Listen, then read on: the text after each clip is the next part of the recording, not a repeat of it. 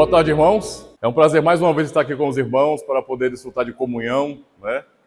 E também compartilhar um pouco do Evangelho, os princípios da Palavra de Deus. Nós já podemos receber conhecimento agora há pouco com a palestra do pastor Flávio. Espero em Deus poder cooperar também para nos despertar de alguma maneira para essa tarefa de evangelização, não é?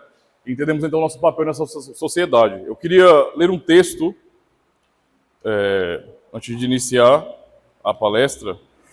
Apenas um versículo, Romanos capítulo 1, verso 16. Embora aqui no decorrer da palestra eu estarei citando também Mateus 5, mas vamos ler agora Romanos capítulo 1 e versículo 16. Diz assim a palavra do Senhor: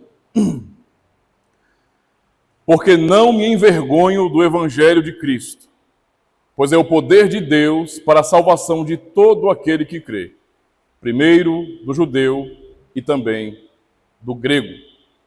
Esse é o texto, digamos assim, mais básico que estaremos usando. Mas vamos orar e pedir a Deus uma bênção sobre essa pequena palestra. Oremos então, irmãos. Senhor, mais uma vez estamos diante da Tua palavra e da responsabilidade de compreender, ó Deus, o nosso papel neste mundo como igreja, como cristãos, para podermos então entender que devemos sim anunciar o Evangelho, que esta é uma missão que também nos foi confiada, falarmos de Jesus Cristo, apontarmos para Ele e assim anunciar esta boa nova, esta boa mensagem, que é o poder de Deus para a salvação de todo aquele que crê. Por isso, Senhor, tem misericórdia de nós e nos ajude a compreender, Senhor, a Tua vontade e guia o nosso coração, para que também venhamos estar dispostos a anunciar a Tua palavra, a anunciar aos perdidos a salvação em Jesus Cristo. Ajuda-nos para que possamos aprender mais e termos coragem de falar do Senhor neste mundo tão caótico e relativista. Ajuda-nos, Senhor, pois precisamos de Ti. Nós oramos em nome de Cristo. Amém. Meus irmãos, acabamos de aprender sobre a importância e a necessidade da evangelização, tanto promovida pela congregação, como também por cada irmão em particular. A base para que continuemos a anunciar o Evangelho em nossos dias é o fato de que ainda existem eleitos de Deus lá fora. Ou seja, enquanto Cristo não voltar, a nossa missão continua. O nosso trabalho ainda continua neste mundo. Quando Cristo voltar, então encerraremos o nosso trabalho, entraremos então, comparado agora, nesse estado de aposentadoria deste mundo, de nossa missão como pregadores do Evangelho. Mas por enquanto, esta é a nossa tarefa. E precisamos então anunciar a palavra de Deus, não é? Porque o Senhor chama, o Senhor fala aos pecadores pela instrumentalidade da igreja. É a igreja que é usada na pregação para isso. Esta é a razão para continuarmos pregando o Evangelho. Então, existe a opinião de muitas pessoas, meus irmãos, que dizem, e o pastor Flávio citou isso também na palestra dele, que dizem, por exemplo, que devemos nos focar lá fora, devemos nos voltar para as missões transculturais e não devemos então olhar para o nosso próprio contexto. Eu não fiz um seminário reformado, mas na época que eu fiz o seminário, eu ouvi isso nas aulas de missões. Nós não precisamos nos focar tanto na pregação do Evangelho aqui, na evangelização, em projetos evangelísticos, em projetos missionários, por exemplo. Não, porque aqui o Evangelho já foi pregado. Tendo em vista que nós somos uma nação cristianizada, nossa cultura básica é católica romana, é também protestante, e, portanto, já que somos cristianizados, não precisamos mais ouvir o Evangelho, não é, como a Escritura Sagrada ensina. Infelizmente, muitas pessoas pensam assim.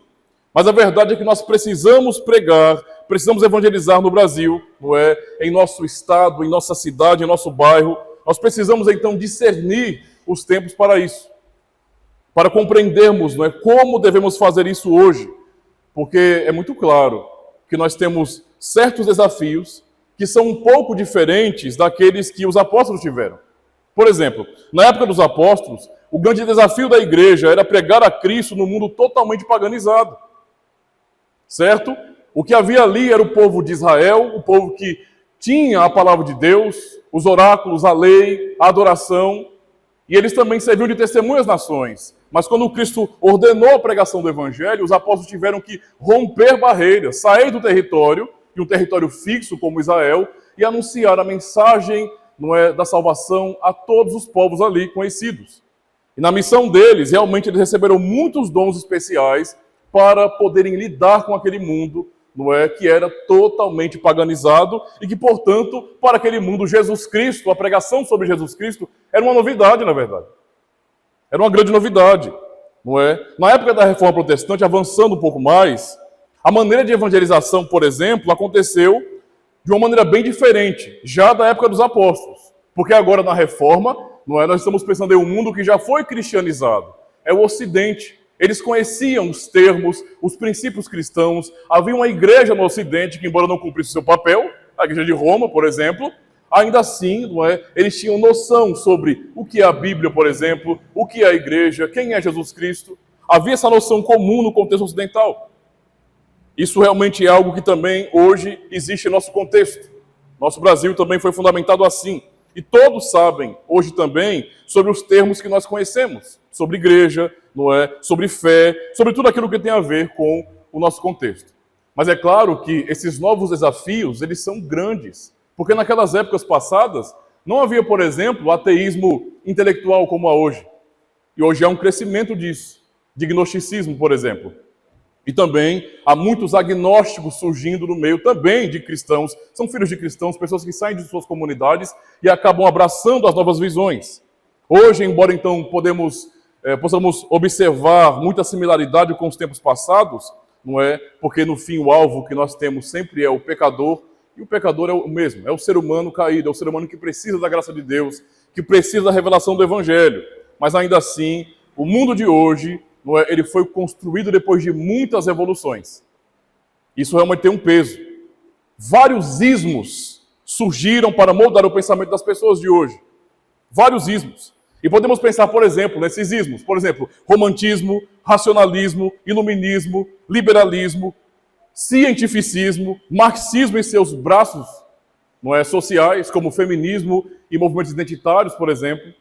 Tudo isso forma cosmovisão. Tudo isso ensina as pessoas a enxergarem o mundo de uma maneira bem peculiar e diferente, Ou seja, é ismo demais.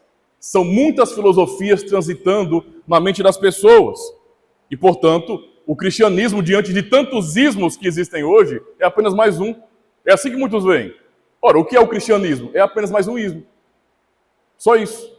Não há nada de especial ou de novo. Não há novidades com relação à igreja. Então, nós temos que entender que isso realmente é um problema. Por isso, a minha proposta aqui é falar justamente sobre os desafios da comunicação do Evangelho em nossos dias, E como nós podemos fazê-lo. Como evangelizar, como pregar o Evangelho de uma maneira eficaz no mundo de hoje, onde há tanta confusão, tanto relativismo. Eu penso que vale realmente a pena pensar sobre isso. Na época dos apóstolos, os gentios não tinham conhecimento a respeito do Evangelho. Por exemplo, quando Paulo pregou no Areópago, quando ele passava pelas regiões da Grécia, por exemplo, daquela cultura greco-romana, e ele falou sobre Cristo e a ressurreição, os seus ouvintes, dentre eles pessoas de escolas de filosofia, por exemplo, eles estranharam aquela mensagem, compreendendo até que Paulo estava falando de vários deuses diferentes, entendendo Cristo como sendo um Deus diferente do que eles conheciam, e também a própria ressurreição era um Deus. Havia certa estranheza então, ou seja, a verdade cristã era uma total novidade naquele mundo pagão, certo? Mas hoje, 2000 anos depois, a realidade é outra. Estamos não no início da era cristã como os apóstolos, nós estamos no final da era cristã. A nossa influência está diminuindo cada vez mais. E isso impacta a maneira como nós vamos falar o Evangelho ou pregar o Evangelho para as pessoas. Porque elas vão criando expectativas diferentes daquela que nós temos já há muito tempo. Basta dar uma olhadinha na Europa, por exemplo, e entender que já muitas pessoas têm falado ou se referido sobre a Europa como sendo um continente pós-cristão, para entendermos como o mundo anda nesse sentido. Pensando aqui em nosso país, isso significa que fora de nosso ambiente eclesiástico de comunhão, que é maravilhoso estar com os irmãos aqui, mas fora desse ambiente, Há muitas pessoas, há uma nova geração que se levanta, que está crescendo, que rapidamente se tornará adulta, por exemplo, com várias filosofias em suas mentes, não é? Que tem uma compreensão totalmente diferente das nossas. Ou seja, são pessoas que conhecem os termos comuns à cultura ocidental. Elas sabem o que significa igreja, fé, elas conhecem esses termos, porém, a maneira como elas entendem esses termos é totalmente diferente. Isso nos mostra que a nova geração ela não está surgindo com influências cristãs. Não está surgindo com essa compreensão de mundo moldada, levada pela igreja, como foi outrora. Quem acompanhou, por exemplo, a última palestra que eu realizei aqui sobre o cristão e a cultura pop, vai se lembrar do conceito que eu acabei citando aqui como sendo uma das bases teóricas para a produção cultural, que é o conceito de simulacro, não é? Ou seja, o conceito onde não se muda, por exemplo, personagens ou termos. Se mantém isso, se mantém os termos.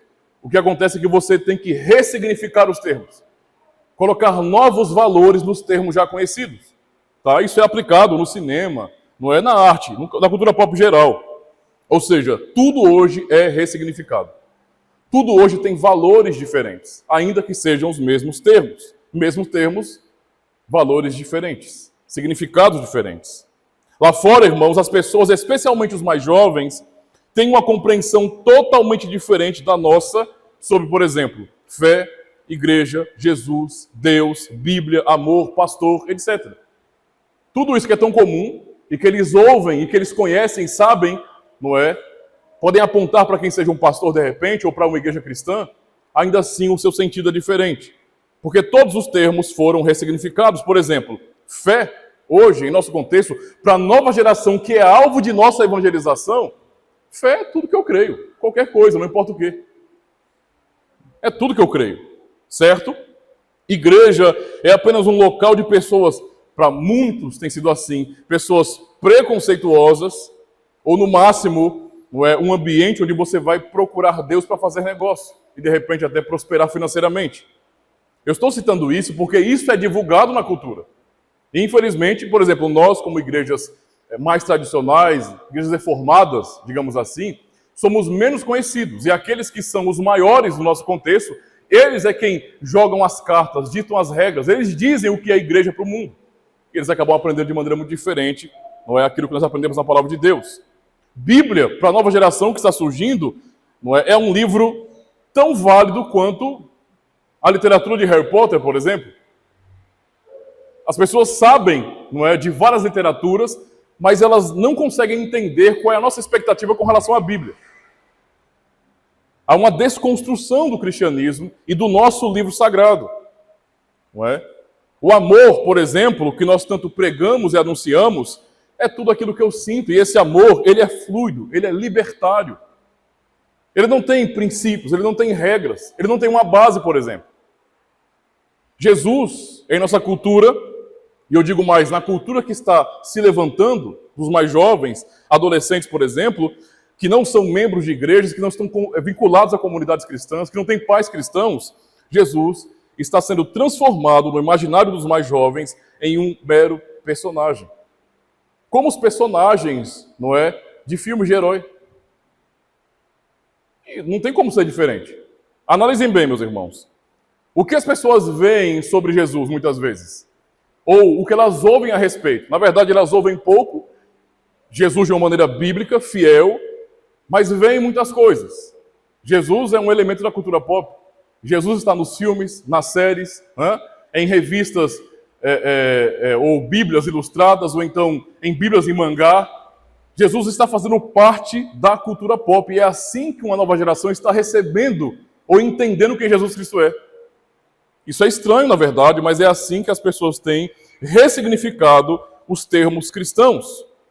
Infelizmente, não é? E se queremos realmente evangelizar essa nova geração, que nós não podemos ignorar porque está crescendo, nós precisamos, não é, compreender qual é a base disso, entendermos os desafios e então, a partir de uma compreensão bíblica, não é, fiel, reformada, podemos então anunciar o evangelho de maneira fiel, como foi pregado aqui, como lemos no texto de Romanos 1,16.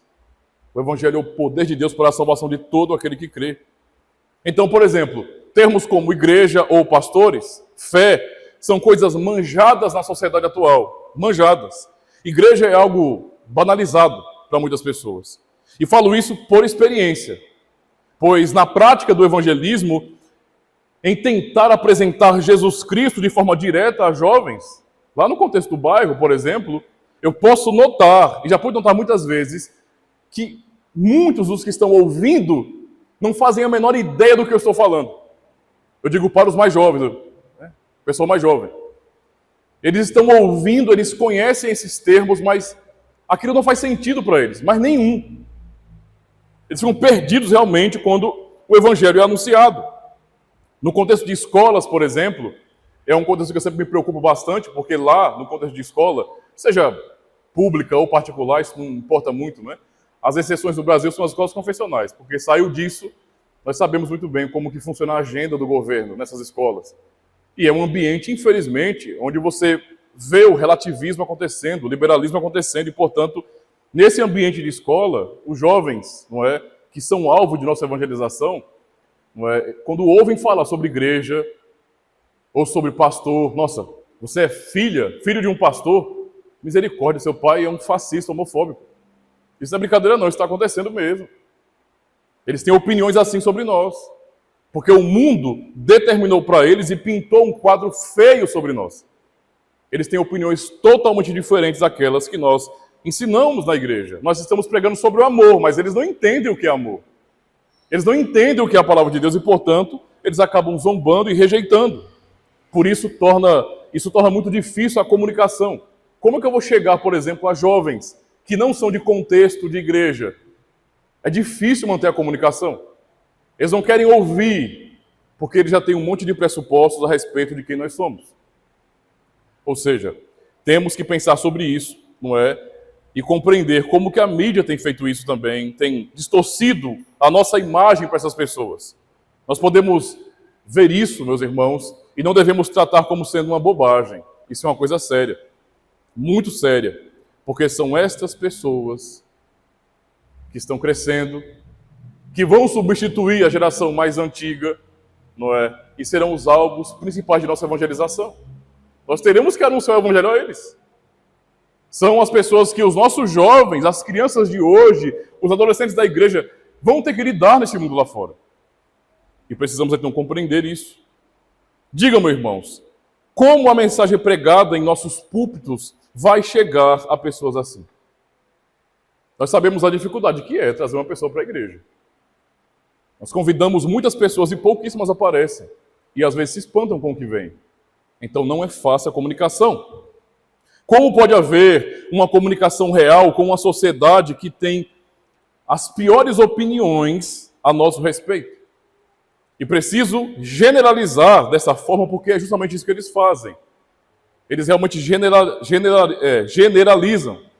Temos que falar de Cristo para pessoas que não sabem o que é a Bíblia. Esse é um ponto principal. Não sabem o que é a palavra de Deus. Em sua maioria, já são agnósticos ou ateus. E como já tem um tempo que eu converso com pessoas que estão jovens, 14 anos, 16, 17 anos, do nada Deus não existe. E eu fico assim, caramba, essa afirmação é tão séria e tão louca, mas como que uma pessoa tão jovem já fala uma coisa dessas, assim? E fala com a certeza, todo mundo sabe que Deus não existe. E isso meio que corta, que bloqueia o contato, a comunicação para a pregação do evangelho, porque eles não querem nem ouvir. Olha, isso aí que você está falando é uma religiãozinha como qualquer outra, então eu não quero ouvir isso. Não há esse contato. Então temos que reconhecer essa dificuldade, esses desafios. E isso acontece justamente, irmãos, porque essa nova geração realmente está sendo formada e catequizada com todo tipo de pensamento revolucionário desde o seu nascimento. Nós estamos vendo as consequências do mundo hoje, e a coisa realmente é muito séria. Já existem até pesquisas a respeito disso. Quando vocês olharem na internet, em algum site específico, algum instituto, sobre pesquisa de crescimento de igreja, coloca o pé atrás e desconfie que isso não faz sentido, na verdade. Porque as pesquisas são feitas a pessoa falando. Você é cristão? Sou. Você é evangélico? Sou. É assim que eles fazem. Eles não podem, pastoralmente, não é guiar uma pessoa, são institutos, eles não vão fazer isso. Mas quando os resultados são contrários e apontam para um afastamento das igrejas, então temos que ficar atentos com relação a isso. Eu dei uma olhadinha em alguns sites, por exemplo, alguns institutos, não é, de pesquisa, que já estão afirmando, por exemplo, irmãos, que no contexto brasileiro, boa parte dos jovens de 16 a 24 anos, não é, já estão se desvinculando completamente da tradição de seus pais. E pensando isso no cristianismo. Não há mais um interesse da parte desses jovens, não é, em dar continuidade ao trabalho de seus pais, em assumirem a fé de seus pais também. Eles estão cada vez mais se afastando.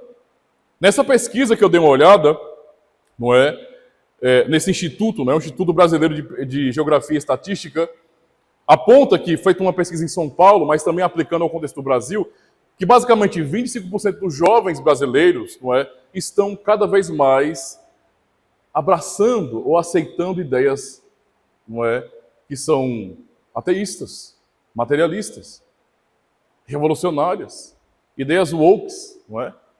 Cada vez mais, muitos jovens que se afastam de suas comunidades também. Há um número que eles colocaram aqui que foi de aproximadamente 15 milhões. E quando eu li, eu fiquei, caramba, isso é quase a população do Rio de Janeiro, de jovens no Brasil. É muita gente. E eu não tenho como duvidar. Basta você olhar para a situação da nossa cultura e podemos ver como que a juventude brasileira está sendo cada vez mais, não é, afastada dos princípios de suas próprias famílias. Não estou nem falando de igreja. Eu estou me referindo somente à questão de família, que seria um ponto de contato para nós. Ou seja, o crescimento, não é grande desse desvio, infelizmente. As pessoas estão crescendo, não é, com todas as filosofias revolucionárias em sua cabeça e estão ganhando espaço na sociedade. E enquanto isso, as igrejas, especialmente as mais tradicionais, não é, como as igrejas reformadas, meio que perderam o contato com a cultura, que é justamente a praça onde os diálogos acontecem. Se nós não entendemos bem a cultura, se nós não sabemos discernir a cultura para podermos, então, chegar a essas pessoas, então um diálogo não acontecerá. Ficaremos distantes e anunciando o evangelho, pregando, como agora, por exemplo. Nós podemos pregar aqui no púlpito, mas as pessoas que passam ali e vê esse salão é mais uma denominação cristã. E não há contato real, não há comunicação real. E se alguém, por exemplo, talvez tenha uma dificuldade de entender ou de aceitar isso, mais uma vez eu falo, repito, deem uma olhadinha na situação da Europa com relação às igrejas. A situação é triste, irmãos. É séria. O que acontece é que nós temos que admitir realmente o que estão dizendo aí fora, que a Europa, berço, não é, de crescimento máximo do cristianismo, agora está sendo vista como sendo pós-cristã de verdade. E a prova disso são as grandes comunidades protestantes e também reformadas esvaziando. É assim, é de apertar o coração quando você vê a igreja de tradição reformada e você, de repente, sei lá, alguém que foi visitar algum país da Europa e filma um pouquinho, você vê um culto, 3, 4 pessoas em salões gigantescos e você fica, o que está acontecendo com a Europa? Pois bem, o que está acontecendo lá é quase como um teaser, um trailer, um anúncio para o nosso Brasil. Parece, eu sei, não é, naquilo que é divulgado neste mundo, que as igrejas evangélicas crescem, mas é uma ilusão, nós sabemos disso. É uma ilusão. Não há evangelismo verdadeiro no Brasil que seja fiel e comunidades, não é, o tipo de evangelho que é pregado não é o que a Bíblia ensina, é outro evangelho, é uma coisa espúria, falsa. Pode conquistar mais as pessoas, porque no fim são mensagens, não é, para clientes que estão vendendo mentiras sobre Deus, e isso é muito atrativo, na verdade. Mas não o evangelho de verdade. Por isso nós temos que aprender realmente, entender isso. Devemos sim evangelizar por causa disso. Há uma demanda gigantesca. Pessoas que não conhecem a verdade. Precisamos anunciar o evangelho, pois ele é o poder de Deus para a salvação de todo aquele que crê. E aprove a Deus salvar os que creem pela loucura da pregação.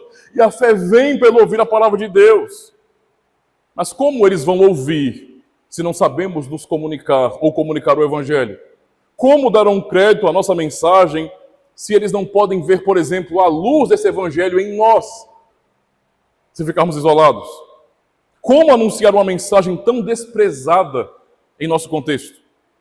Será que nós precisamos, à vista do que já tem acontecido, nos misturar ou misturar a cultura com o evangelho para formar uma coisa nova que seja mais leve e atrativa, como muitos têm feito? Será que precisamos nos tornar mais liberais, abrir mão da nossa bela doutrina, da nossa fiel doutrina? Ou então, para sermos mais receptivos e atrativos ao mundo, será que devemos, por exemplo, alterar o culto que nós prestamos? E transformarmos as nossas comunidades em comunidades que sejam mais inclusivas e que sejam mais animadas e que sejam mais carismáticas para que as pessoas simplesmente se aproximem? Será que temos que chegar a esse nível, como muitos têm feito, infelizmente? Porque na Europa é o que acontece. Ou as comunidades tradicionais, não é, elas fecham e se acostumam com uma igreja vazia, ou então se dobram à cultura, se corrompendo e deixando de anunciar o evangelho. Será que deve ser esse também o nosso caminho? Eu lembro, há algum tempo, já acho que tem uns 2 meses, fazendo uma live no meu canal, eu estava falando sobre isso. E uma pessoa comentou algo que eu respondi, diretamente eu respondi, porque eu achei aquilo absurdo. Alguém de alguma comunidade disse, não é, com um certo tom de ameaça, tipo, se vocês continuarem mantendo esses princípios, vai fechar. Olha o que aconteceu na Europa. E o assunto era justamente sobre confessionalidade. Eu estava falando sobre isso, como é importante nossas confissões. E alguns líderes, no nosso contexto, não é, que estão batendo na confessionalidade e rejeitando a tradição da igreja, eu estou dizendo, não, olha, nós temos que preservar isso, temos que lutar por isso. E ele está dizendo, não precisamos fazer isso coisa nenhuma. Nós precisamos realmente abrir mais, porque senão as igrejas vão fechar. Então, qual deve ser o nosso caminho? Abrir, corromper a mensagem do evangelho para sermos mais atrativos? Não, meus irmãos. O que temos que fazer é aprender aquilo que Cristo nos ensina em sua palavra. Ele nos ensinou claramente o que devemos fazer e como evangelizar. Já aprendemos muito aqui na palestra anterior a respeito disso. O que aprendemos, não é, quase como conclusão da palestra anterior, foi que nós precisamos brilhar neste mundo. Brilhar com a luz do evangelho. Isso é necessário demais. Ora, em Mateus 5, verso 16, o que o Senhor diz? O Senhor disse, assim resplandeça a vossa luz diante dos homens, para que vejam as vossas boas obras e glorifiquem a vosso Pai que está nos céus. Para que vejam as vossas boas obras. Como brilharemos com boas obras estando distante das pessoas, por exemplo? Não tem como. Não tem como. Não é? Lembrem que Jesus afirmou também, versos 14 e 15 de Mateus 5, vós sois, não é, a luz do mundo. Não se pode esconder uma cidade edificada sobre um monte. Nem se acende a candeia e se coloca debaixo do alqueire, mas no velador e dá luz a todos que estão na casa. Não podemos, então, esconder a luz debaixo de um alqueire, de uma mesa, ou em qualquer outro lugar que esconda, que abafe essa luz. Não é essa maneira, muito pelo contrário. Nós precisamos brilhar para que a luz que há em nós dissipe as trevas. Essa é a compreensão. Às vezes, entendam isso, o nosso belo salão da igreja pode servir como alqueire. Porque é confortável estar aqui. É fácil, entre aspas, lidar com os irmãos. Nós somos irmãos, nós nos amamos em Cristo. O nosso linguajar é o mesmo. Nós podemos nos comunicar de maneira tão maravilhosa. Isso é tão bom e edificante. Só que as trevas estão lá fora. O desafio está lá. E ficarmos aqui, muitas vezes, não estou dizendo que é assim, mas muitas vezes pode significar abafarmos essa luz. É o que pode significar. Mas precisamos brilhar lá fora, diante do mundo. Nosso catecismo nos ensina isso muito bem no Dia do Senhor 32 e pergunta e resposta 86. Ouçam bem, em concordância com Mateus capítulo 5. Diz bem assim, se formos libertados da nossa miséria somente pela graça através de Cristo, sem nenhum mérito nosso, por que então devemos praticar boas obras? A resposta do catecismo. Porque Cristo, tendo nos remido pelo seu sangue, também nos renova por seu Espírito Santo à sua imagem, para que, com toda a nossa vida, mostremos-nos gratos a Deus por seus benefícios e para que Ele seja louvado por nós. Além disso, para que tenhamos a certeza da nossa fé e por causa dos seus frutos, e que pelo novo viver piedoso possamos ganhar os nossos próximos para Cristo.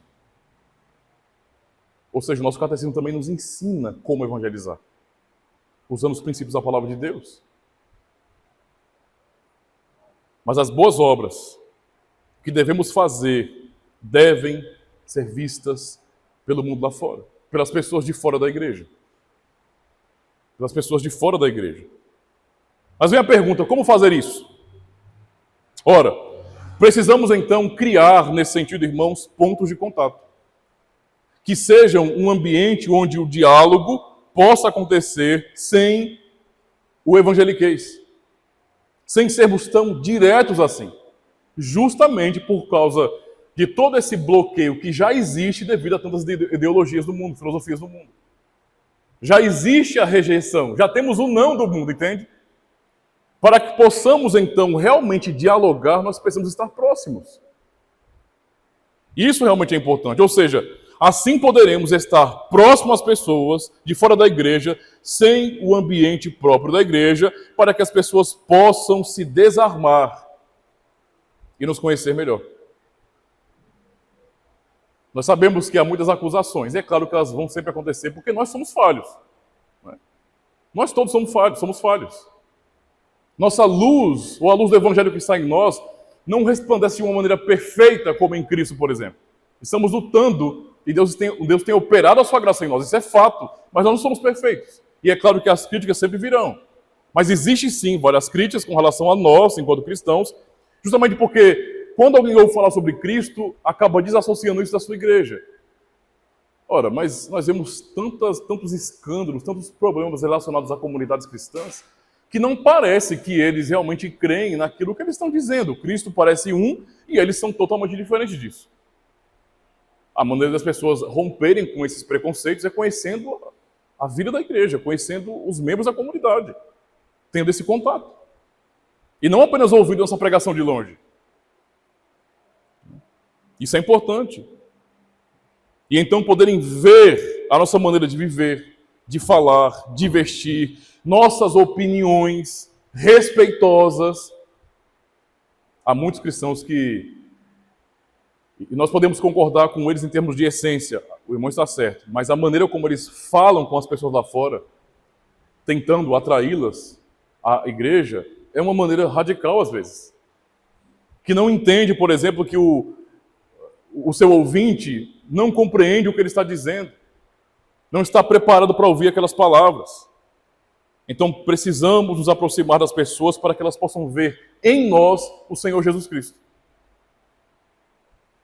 Ou seja, temos que criar um caminho para que por meio do nosso testemunho também a palavra chegue até as pessoas.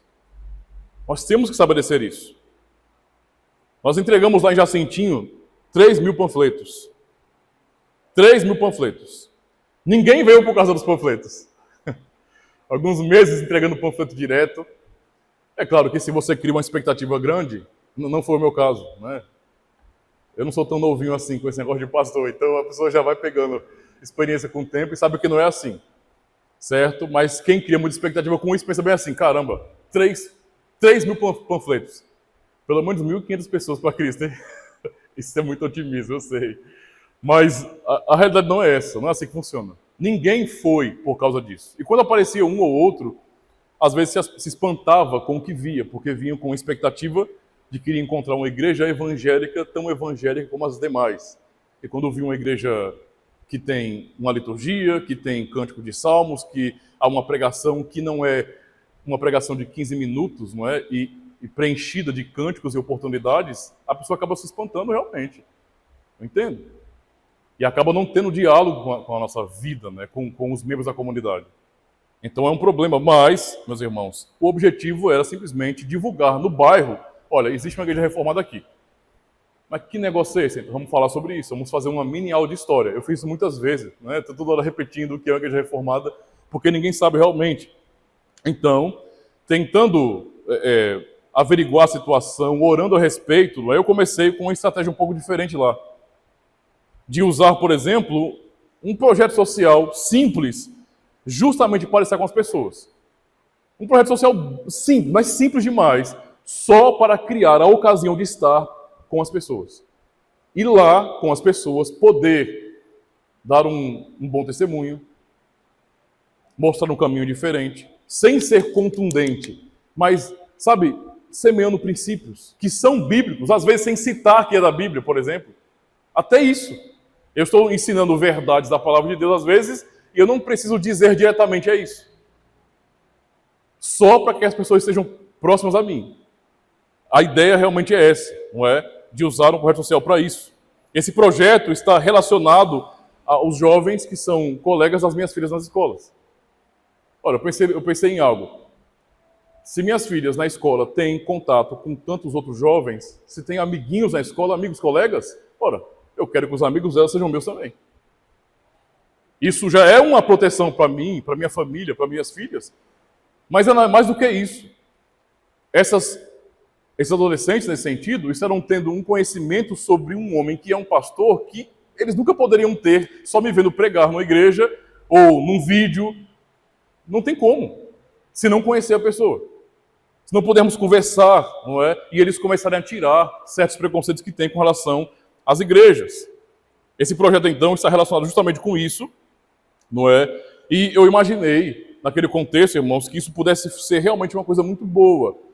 Estar ali, eu vou deixar para falar sobre como funciona o projeto quando terminar a palestra, certo? Para não ficar muito extensa.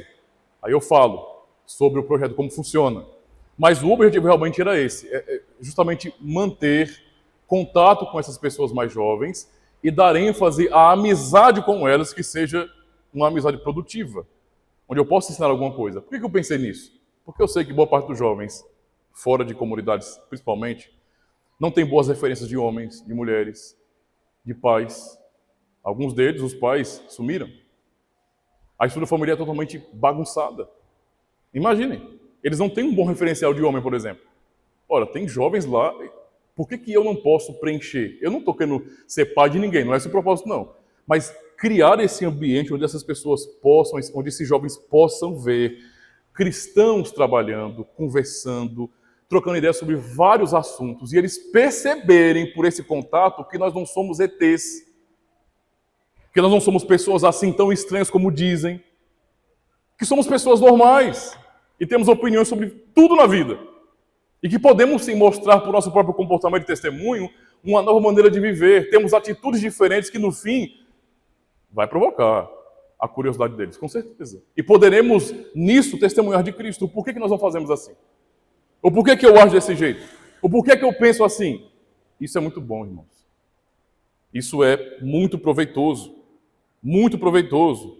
Não é? E nisso eu estou procurando indicar literatura, criar momentos para que possamos conversar à vontade sobre certos assuntos, não ficar colocando medo neles, porque às vezes tem pensamentos deles a respeito de vários assuntos que são estranhos, eu sei, são todos, eu sei, mas falem. Porque nisso eu vou poder ouvir, entender e começar a explicar, a corrigir pela palavra de Deus a rota deles. Por isso, o ponto mais importante que nós temos a aprender sobre o assunto da evangelização não são os métodos. Há pessoas que amam métodos. Elas procuram... Pastor, tem algum plano de evangelismo aí? Tem um planinho, eu sei que tem comunidade que tem para poder imprimir, eu lembro. Os planinhos pequenininhos de evangelismo. Pequenininho assim, aí, a queda do homem, aí você vai para o inferno, não vai mais não, Jesus morreu por você. Então você tem uma base assim. Nós já temos nosso catecismo, que já nos ensina essa base. Né? Se queremos analisar uma estrutura de evangelização, nosso catecismo é perfeito para isso. Todos os assuntos já estão ali para organizar nossa mente com relação a como vamos falar para as pessoas, como comunicar o evangelho para elas. Está tudo ali. Isso é suficiente. Mas o ponto é compreender o seguinte, que não tem a ver com o método. Não adianta imaginarmos que em todo o contexto vai ser exatamente igual. Que, por exemplo, todos vão conseguir fazer um tipo de evangelismo de abordagem, por exemplo. Não. Até mesmo a abordagem no evangelismo serve muito mais para divulgar a igreja do que ficarmos como TJs no domingo de manhã, gastando o tempo das pessoas que estão ali, já não suportando nos ouvir mais. Não. É questão realmente de podermos divulgar que existe uma comunidade, que existe tal projeto, que existe estudo em tal dia da semana. Isso é importante. Mas para fazermos algo que seja realmente efetivo, o ponto principal é, nós precisamos, no meio dessas pessoas, fora do ambiente da comunidade cristã, ali, testemunharmos de Cristo, demonstrarmos em nossa própria vida que há um Senhor sobre nós. Isso tem que ficar muito claro. Nós já vimos em nosso catecismo que também precisamos fazer boas obras com um propósito evangelístico. Mas se vamos até as pessoas para fazermos boas obras sociais não digo, não é? Para estabelecermos um ponto de contato a fim de que vejam a luz de Cristo que está em nós, precisamos realmente ali então brilhar. O crescimento da igreja não depende de nós, depende dos pastores da igreja. Quem faz com que a igreja cresça é o próprio Deus, é o poder de Deus, mas Ele o faz justamente por meio dos membros da própria igreja. Observe um princípio que Paulo ensina em Efésios capítulo 4, versos 15 e 16. O que Paulo diz? Antes, observem bem, seguindo a verdade em Cristo, em amor no caso, cresçamos em tudo naquele que é o cabeça, Cristo, do qual todo o corpo, bem ajustado e ligado pelo auxílio de todas as juntas, segundo a justa operação de cada parte, faz o aumento do corpo, não é, para a sua edificação em amor. Deus usa a igreja como instrumento para o crescimento da própria igreja. Cada membro do corpo de Cristo tem dons. Sim, nós não temos aqueles dons que os apóstolos tinham. O contexto deles era diferente do nosso. Mas temos dons. Temos sim utilidade. Há algo em nós, operado pelo Espírito Santo de Deus, que deve refletir em nossas vidas para que as pessoas vejam lá fora. E quando cada parte do corpo está trabalhando bem, a igreja torna-se sim saudável. Claro, nunca comparem isso com o método de crescimento de igreja. O crescimento das igrejas fiéis sempre é diferente, mas é saudável, é firme e cresce sim. Isso não é sonho, meus irmãos, é realidade mesmo. E é justamente em nosso estilo de vida que poderemos fazer a diferença estabelecendo um caminho para a palavra de Deus. Nosso estilo de vida despertará curiosidade em pessoas que estão próximas a nós e que não são de nosso contexto. E é nessa hora que poderemos falar sobre o porquê nós cremos, em quem nós cremos, por que nós agimos assim, por que somos assim, qual é a razão de nossa esperança. Precisamos amar as pessoas de forma sincera e procurar fazer o bem a elas na esperança de que no fim, com o amor a Deus demonstrado em nossas vidas e o amor ao próximo, elas possam enxergar mais a Cristo do que nós mesmos. Porque o mundo é uma bagunça. O mundo é uma bagunça tão grande que atitudes boas despertam a curiosidade de todo mundo. É até estranho isso, mas tem pessoas que ficam surpresas quando alguém não se corrompe. A situação do mundo é essa. Nós somos esse povo, irmãos. A igreja de Cristo. Por isso, nosso testemunho pessoal é não só importante, mas eu digo, é crucial. É crucial. Evangelizar é testemunhar de Cristo para o mundo. Ah, mas pastor, eu não tenho uma habilidade de poder falar. Eu não sou alguém que é um bom orador. Eu não consigo começar a dialogar com as pessoas. Eu fico todo embananado, eu me engancho, eu não sei para onde vai. Tudo bem. Viva de acordo com a palavra de Cristo. Mostre que Cristo é seu rei na sua própria vida. Isso é suficiente. Suficiente. Não é? E se houver ocasião, para muitos outros, preguem a palavra. Mas lembre-se, precisamos preparar o caminho para que as pessoas possam ouvir a palavra de Deus. Se as pessoas estão próximas a nós, então podemos brilhar com essa luz. Agora, notem esse princípio que Paulo ensina na carta a Tito, para entendermos como que o nosso testemunho pessoal, a nossa vida como cristãos, é tão importante no anúncio do Evangelho. E coopera e concorda com a mensagem pregada nos púlpitos também. Paulo fala, não é? Tito, capítulo 2, verso 5 e também verso 10. Diz bem assim, verso 5. Ele fala sobre as mulheres, veja, é um texto aplicado a toda a comunidade, aos homens mais velhos, às mulheres mais velhas, às mulheres mais jovens, está tudo aqui, mas observe o princípio.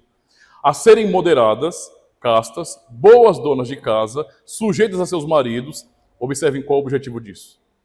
A fim de que a palavra de Deus não seja blasfemada. Nesse contexto aqui, se homens ou mulheres não tivessem uma vida cristã legítima, verdadeira, de fé na prática, o que aconteceria? A palavra do Senhor seria blasfemada. Paulo fala, sejam crentes de verdade. Nesse contexto do lar, por exemplo, para que a palavra de Deus não seja blasfemada. E no verso 10, não defraudando, antes mostrando toda a boa lealdade, para que em tudo sejam ornamento da doutrina de Deus, nosso Salvador. A vida, então, do cristão, a vida dos membros do corpo de Cristo, ornamenta a palavra de Deus. O que é pregado aos domingos na igreja cristã, o que é anunciado o evangelho, isso é ornamentado pela vida dos membros da igreja. Quando nós não brilhamos lá fora, então o que as pessoas vão entender? Que o que nós ouvimos aos domingos não é nada, não tem poder. Nós estamos contando uma mentira sobre Cristo lá fora. Porque enquanto estamos ouvindo que Cristo transforma, que Ele é o Salvador, que Ele liberta a nossa vida, que Ele nos guia, que Ele é o nosso Rei, nossa vida lá fora, não testemunhando disso, ajudará o mundo a blasfemar a palavra de Deus e a duvidar do poder da palavra de Deus. Ora, nós somos cristãos. Nós temos em nós o testemunho de que Deus nos transforma, de que Ele nos salva e que temos segurança e esperança nele. Nosso testemunho pode simplesmente desfazer isso na mente das pessoas, se for um testemunho ruim. Então, esse é o evangelho que vocês pregam? O evangelho onde vocês falam sobre o Cristo que é rei, sobre tudo e sobre todos, o Deus Todo-Poderoso que salvou vocês, e vocês são tão diferentes dessa mensagem pregada que não parece verdade. A mensagem é blasfemada por causa do nosso mau testemunho. Por isso temos que brilhar, irmãos. Por isso temos que brilhar. Se quisermos, então, verdadeiramente evangelizar, o caminho nunca será, para nenhum de nós, olharmos para métodos missionários, estudiosos do assunto. Tudo isso é balela. Evangelho é vida. É simplesmente isso. Vida cristã. A vida cristã, sim, o testemunho cristão criará a ocasião, não é, o contexto para que possamos falar do evangelho como profetas. Então nós precisamos sair de nosso contexto, de nossa zona de conforto e junto àquelas pessoas que não conhecem a Cristo lá, demonstrar para elas que aquilo que nós cremos é verdadeiro. Por isso nós vivemos diferente. Quanto mais iguais formos ao mundo, menos diferença faremos. Para evangelizar, é necessário amar o evangelho e viver de acordo com o evangelho, com o testemunho cristão. Assim, meus irmãos, poderemos, sem medo, apenas viver a vida cristã e testemunhar que sim, o evangelho que nós pregamos, que ouvimos nos nossos púlpitos, é sim o poder de Deus para a salvação de todo aquele que crê. É isso que precisamos. Porque métodos de evangelismo, cada comunidade cristã tem os seus. Impacto jovem, impacto evangelismo. Vamos para a praia, camisa Jesus te ama. E todos fazem aquele movimento. Marcha para Jesus, um evento jovem lá fora. Tudo isso já é feito. E eu posso dizer que o mundo já está saturado disso. Vixe, corre de crente de novo. Porque isso acontece o tempo todo. O que elas precisam ver não são simplesmente eventos que nós realizamos, mas a nossa própria vida. Nosso testemunho. Como eu sou na escola? Como eu sou no trabalho? Quem sou eu quando eu ando num busão lotado e alguém me imprensa, me aperta e pisa no meu pé? Quem sou eu no trânsito? Isso é que importa de verdade.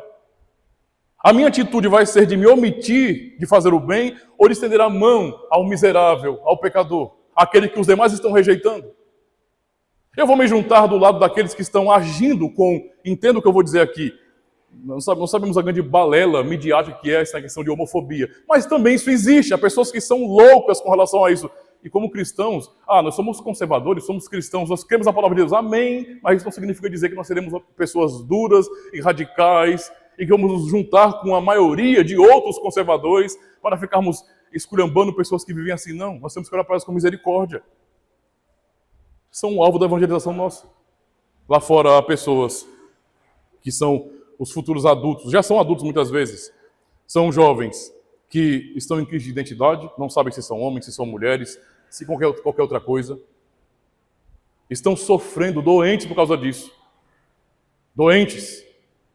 Lá fora, pessoas com casamentos destruídos, que não acreditam mais em relacionamento, em nada, E a maneira mais comum de agir evangelical sempre acaba causando bloqueio, afastando as pessoas. Não, nós precisamos ir até ali, até aquele lugar.